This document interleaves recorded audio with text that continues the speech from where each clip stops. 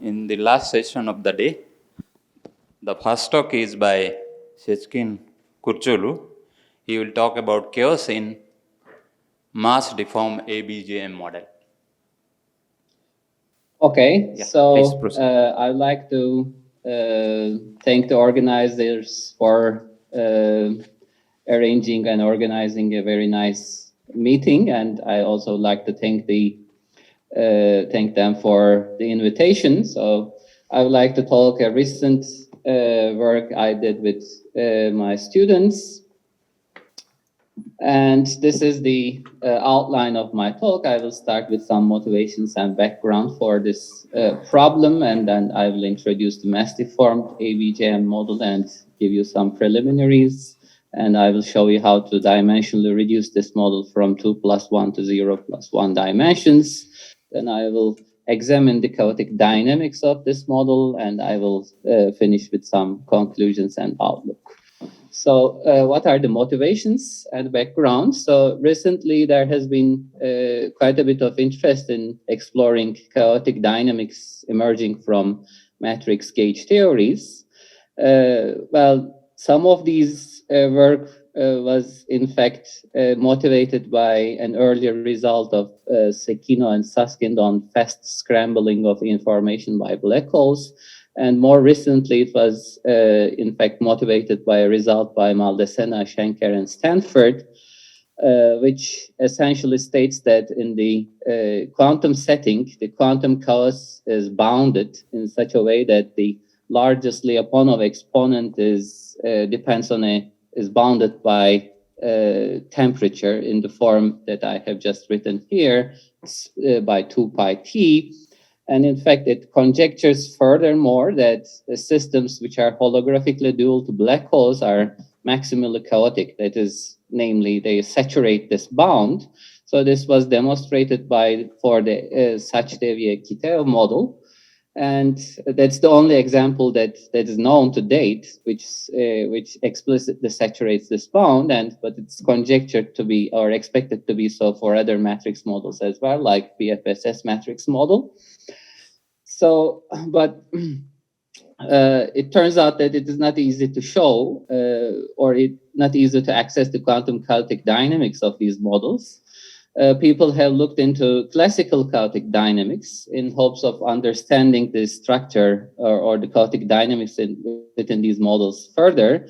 So in one such paper by Gurari et al. From 2015, the classical dynamics was explored, and which this gives you an approximation to the quantum theory in the high temperature limit. And it was found that the largest Lyapunov exponent scales like the temperature to the power 1/4 here, with the numerics coming as the coefficient in front. Well, this essentially means that the MSS bound is violated only at temperatures less than a critical temperature around 0.015, while it remains parametrically smaller than the bound for temperatures larger than this. So there are some other works as well. There were some works on how to probe the chaos in BMN model, or how to. So we have also estimated some critical temperatures in some massive deformations of the BFSS model earlier. So today I would like to talk about a recent work examining chaos in the ABJM model, or the mass deformed ABJM model. This model is a supersymmetric Chern-Simons theory coupled to matter fields, and it describes the dynamics of n coincident M2 grains. Whereas its massive deformations has fuzzy sphere vacuum configurations, which are given in terms of GRVV matrices, and it also has holographic duals. So, well, let me give you some further information about this model. I will focus on the bosonic part of this model, and this bosonic part involves two SUN gauge fields, AMU and AMU head, which are coupled to some complex scalar fields, Q alpha and R alpha. R runs from 1 to 2. They are bifundamentally coupled, and there's an SUN times SUN gauge symmetry. So here I have written down the dimensionally reduced form of this bosonic part of the action, which is dimensionally reduced starting from the 2+1 dimensions to 0+1 by considering that the fields are spatially uniform. And here you can see in the action there are the Chern-Simons terms in the 0+1 dimension. Other terms are, so D0 R alpha and D0 Q alpha are the covariant derivatives of these fields. And here V is a potential, which I will show you in the next slide. So the potential is essentially sixth order in these fields, and it can be compactly written in the form that I have just described here. Here, mu is the mass parameter of these fields, and there's a notation that that's usually used here in this setting, which I have written for the Q's, and this is also the same likewise for the fields R alpha. So, and furthermore, I'd like to note that this action is already written in the 't Hooft limit, where the 't Hooft coupling in the 0+1 dimensions, it is defined as n over V2, where V is the volume that we have integrated over in going from 2+1 dimensions to 0+1 dimensions. And but we have also scaled the 't Hooft coupling to unity, and if it needs to be inserted back into the action, we can scale the fields and the parameters in the theory so that we can introduce it back. So furthermore, this action is manifestly gauge invariant under SUN times SUN symmetry. Here you can note that these K are the Chern-Simons levels. They are quantized in the, of course, in the 2+1 theory. But once you go to the 0+1 theory, the effective Chern-Simons coupling is actually K times V2 over 4 pi. It's no longer quantized, and you can see that in fact these terms are gauge invariant.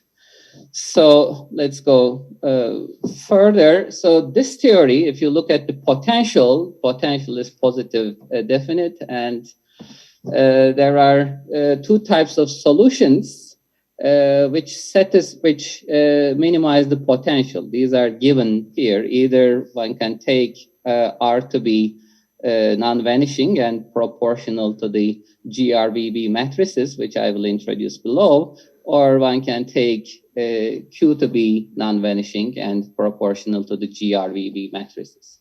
So these matrices are n by n matrices, and C is a constant which is given in terms of the K and mu here, as you can see, and the explicit form of these matrices are provided here. So these matrices fulfill a relation which I can note there, and just to give you a glimpse of how these matrices in fact form a fuzzy sphere, one can construct another matrix, say Ji, in terms of the bilinears of these GRVB matrices, and these Ji satisfy the SU2 algebra. So there is some further of course, details which I haven't included here. So let's go on. So one can, we are going to make the gauge choice in which the gauge fields A0 and A0 head are set equal to 0. This means that we have the Gauss law constraints, which are noted here, and the Hamiltonian in this gauge takes the following form, where PQ alpha and PR alpha are the conjugate momenta associated to these fields Q alpha and R alpha. So there is one important feature of these models, which we can immediately note at the moment, and the if we try to scale the fields Q alpha, R alpha, and the fields X, which are coming from the dimensional reduction of the gauge potential from 2 plus 1 to 0 plus 1, and also the time parameter with the parameter rho, we find that in the massless limit, the energy scales as the minus third power of this parameter.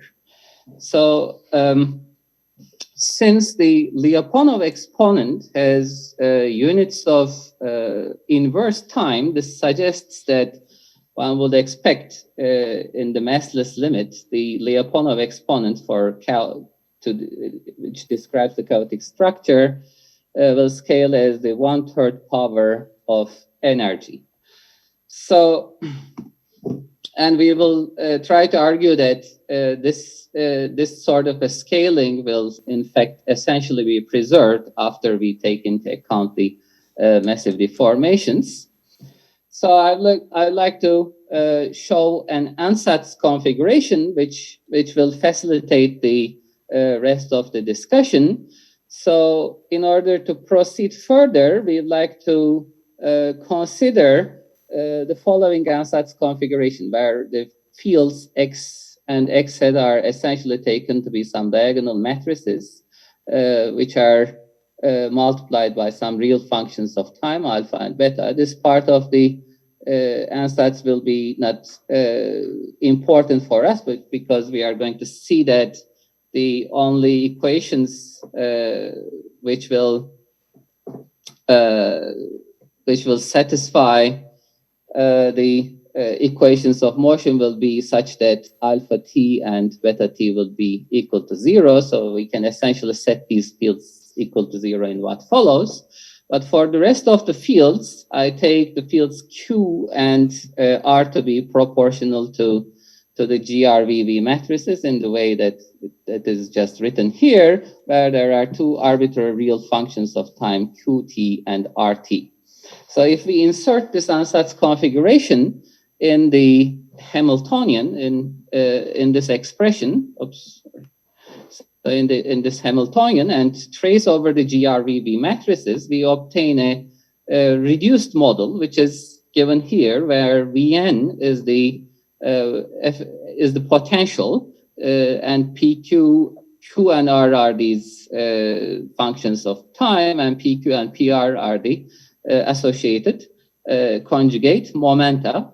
So one can immediately observe some properties of this potential. First of all, it is symmetric under the exchange of the coordinates or the functions Qt and RT. Whereas if you change k to minus k, we see that there are terms which are proportional to 1 over k changing their sign, but this can be compensated by switching Q and R, which means that the dynamics is going to be independent of the sign of k. So, and furthermore, we see that also in this reduced Hamiltonian, there is the scaling symmetry in the massless limit. So the Hamiltonian or the energy scale like the minus third power of a scaling parameter. So let's look at so I have written down the Hamilton's equations of motion here for this reduced set of, or family of Hamiltonians at a given matrix level N. So one can, in order to get a feeling of the dynamics or how this Hamiltonian family of Hamiltonian behave, one can explore the unstable fixed points in the phase space. So we have a 4-dimensional phase space here, and one can just solve for the fixed points first and see if there are unstable fixed points or not. And it turns out that there are unstable fixed points, which are given in this form, where the order of, I think, coordinates is such that these are PR or QR and PQ PR. So, and corresponding energies for these unstable fixed points are written here. In what follows, I will in fact focus on a mass parameter of equal to 1, but we are going to see how things will change according to the parameter k and also with respect to the matrix level n. So one further thing to notice here is that from the general theory of classical chaotic dynamics, one can expect that the chaotic dynamics in such a system will try to appear at or above these energies of the unstable fixed points. So this is therefore an early indication on how or at what energies that we may be able to expect chaotic dynamics to develop from this Hamiltonian system. So this is just some further information. So of course, the Lyapunov exponents is a measure of the exponential growth in perturbations. So it's a nice way to understand the chaotic dynamics in Hamiltonian systems and as well as in other systems too. So here, as I have just mentioned, the phase space for these family of Hamiltonians at different matrix levels are 4-dimensional. And due to the Hamiltonian dynamics, there will be, so for this 4-dimensional phase space, there will be only one positively Lyapunov exponent. Two of them will be 0, another will be negative. This is due to the symplectic structure or the Poisson structure. So, and so we are going to solve in order to understand the Lyapunov or to compute the Lyapunov exponents in these models. We do numerical analysis. So we solve the Hamilton's equations that I have just displayed here with randomly selected initial conditions. So we essentially pick around 100 random initial conditions at a given energy value and at a given matrix level. And we then calculate the mean of the time series for each and every Lyapunov exponent from all of these runs with different initial conditions.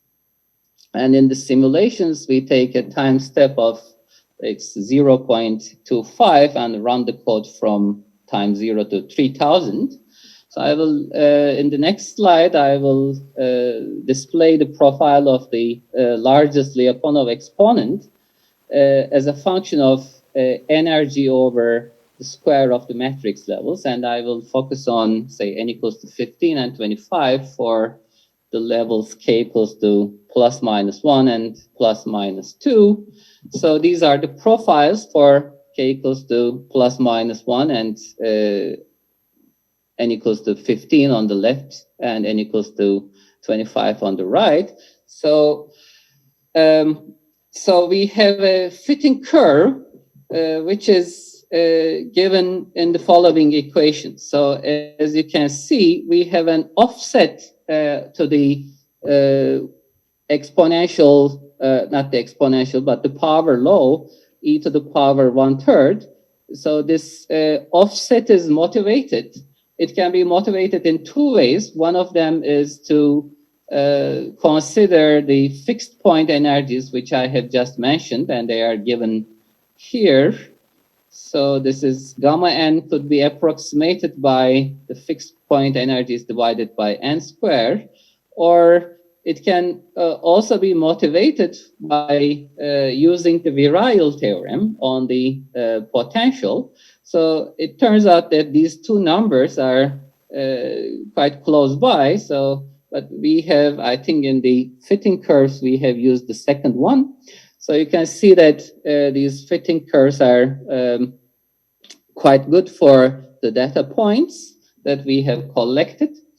So this is then the, well, the behavior of the largest Lyapunov exponent as a function of E energy over n squared. And here in the second slide, you can see that this is also good for k equals to plus minus 2, but at n equals to 5, there could be some data points which may be slightly off from the fitting curve. So, and here I have included some tables, which I will come back in a second. Let me go first to the next slide. Now, I'd like to go back to our initial motivations, and I'd like to tell you about how we can model the temperature dependence of these Lyapunov exponents. So if we go back to the matrix ansatz configurations, which I have written here, well, for the fields Q and R, well, it turns out that one can count the number of degrees of freedom in such a ansatz matrix configuration, and while keep also taking into account the constraints on the system, that's the Gauss law constraint, and as well as the R symmetry, which I haven't mentioned before, but R symmetry of the ABJM model, one can compute that then the number of independent degrees of freedom for this configuration goes like 7n squared minus 8, but since we are going to only need the large n behavior, that will be around 7n squared. So, and since we are treating the system classically here, we can use the virial and equipartitions theorems together to write down the following inequality for the E over n square offsetted by these gamma n's are going to be less than 7 times the temperature. So by using this inequality together with what is expected from the MSS bound, we can put an upper bound on the critical temperatures. So by solving this equation, you see that this upper bound on the critical temperature is estimated by the coefficients of the fitting curves that we have determined. So the coefficients of the fitting curves are found from numerical analysis. And from those, we can estimate these upper bounds on the critical temperature, which means that for temperatures larger than the critical temperature, the MSS bound is safely satisfied, while for temperatures less than the critical temperature, they will eventually be not obeyed, right? So either at TC or a temperature less than TC, the MSS bound will be violated. This is rather expected. That's because we are treating the system at the classical level. So one can comment on the following fact, though. If we increase the matrix levels, which is essentially corresponding to taking the T Hooft limit in a better sense, we see that the critical temperatures decrease. So here in this table, you see, for example, for I have for n from 5, 10, 15, 20, and n equals to 25. So if you go look at the last row for in this table, the critical temperatures decrease with increasing n, and that's also the case for the k equals to plus minus 2. And furthermore, we see that if we increase the value of k, we also see a decrease in the critical temperature, or the upper bound on the critical temperature. So, well, so this is essentially, well, there is, of course, this is not the only ansatz one can work with. We have, in fact, in our work, we have studied another ansatz with similar results. But I just wanted to focus on one example. for this talk.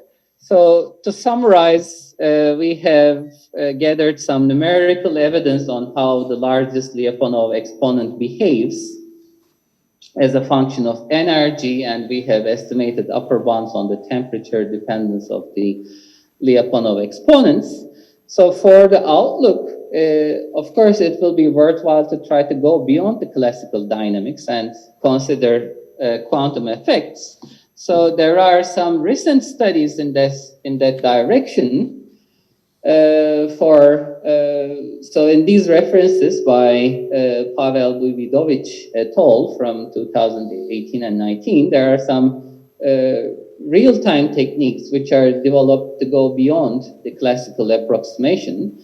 So the essential idea in these papers are to use a Gaussian density matrix to characterize the wave packet centers and the characterized by these wave packet centers and the dispersions. And by exploiting Wick's theorem, they are able to get a truncated set of equations of motion for the expectation values of these canonical variables and the dispersions. So this gives a non-perturbative way of accessing the quantum effects. And it turns out that for the BFSS model, they have found that the quantum effects that are computed in this manner for the BFSS model results in a decrease in the values of all the Lyapunov exponents. And they also predict that the largest Lyapunov exponent and all others vanish at a finite temperature, meaning that all the Lyapunov exponents remain below the MSS bound at all temperatures. So it will be interesting to try to extend these results to not only perhaps to the ABJM model, but also some other matrix models. And with my students, we have some preliminary approaches to some models involving fuzzy sphere times time. So it's like we start with some Hamiltonians with a scalar field on the fuzzy sphere where the matrices depend on time. So we like to understand if we can or how we can explore the quantum chaotic dynamics in such a rather simplified setting using the Gaussian state approximation. So this is the end of my talk, and I'd like to wish Bal a very happy birthday by the final verses of this poem Plea by Nazım Hikmet. And these are some pictures from Bal's and Indra's visit to Turkey from 2013. I think the one on the left was to the city of Antalya, and the one on the right is in the landscape is the Bosphorus Straits. Okay, thank you very much for your attention. Thank you, Professor Kürkcüoǧlu. Now we have time for questions. Yeah, very nice talk. This MSS bound on chaos, etc., has very nice holographic interpretation. Now, given that the ABJM model also has a holographic interpretation, is there a way to understand this chaotic bound from the on the holographic side? Well, so the motivation of at least the earlier work has been to understand the bound from the matrix model side always. So, but so that is why we have also focused on to understand the how the bound is satisfied or violated or not obeyed just by performing the classical approximation. But I don't know whether if there are some more recent work on to see how the bound can be understood from the gravity dual side. I have a question from remote. I raised my hand. Yeah, Bedeli has it. Can you? There is one. I probably missed something. A positive Lyapunov exponent doesn't mean chaotic behavior. Exponential map has a positive Lyapunov exponent. It does if your motion is on a compact bounded set, because then things cannot fly away. But I didn't see in the dynamical system with the PR and QR, the one that you wrote, that the motion is in a compact. So did you try, for example, to make some simulation and to actually see that the motion is erratic or something? Well, Fadil, I think you have asked me this question before. Yes. In another talk or so. So Yes. as far as I know, At this time, I was more, I looked more at the equation that you, at the system that you did, and I didn't see that it's compact. So as far as I know, for Hamiltonian systems, just to explore the chaotic dynamics, a positive Lyapunov exponent indicates chaotic dynamics. okay, because you are in a Hamiltonian, so you are on a torus. Right. Okay. So probably you so- gave me the same answer. Okay. Age Yeah. is running out, not only for Bal, but also for his students. No, Okay, no. thanks. If there are no more questions, let's thank Professor Kürkcüoǧlu again. Thank you very much.